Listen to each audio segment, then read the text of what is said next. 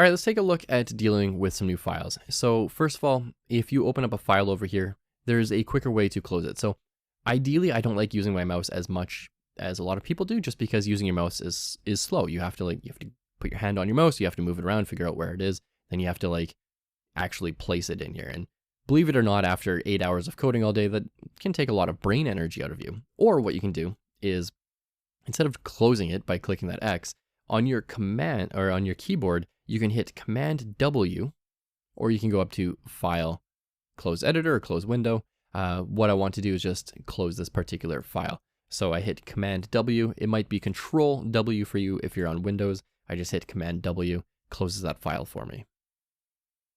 I can open that file again, and I can close it with Command W. Now, if I want to look for a file, I can hit Command P or Control P, and I can just type in a file name, and this just lets me look for things. So I could type in, let's say I wanted to look for all my Python files. I could type in .py, and it does a search through all of my files for my Python files, and I could simply hit enter, and it opens that file. So now I don't have to look through here, because this takes a lot of time. I've seen new developers spend hours out of their day just looking through files in here, especially on bigger projects. And they're like, okay, it's not in this folder. Where's watcher.py?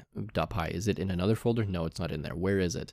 There's an easier way to do it. You can do a global file search with Control or Command P, and you just type in your file name or a partial part of your file name. So I could type watch, and it finds watcher.py for me. And that's going to free up a lot of your time.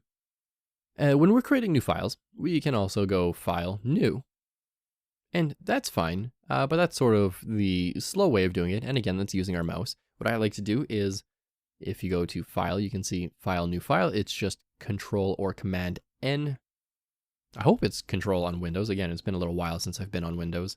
But Control N is going to create a new file over and over and over. And we can just delete these with Control or Command W.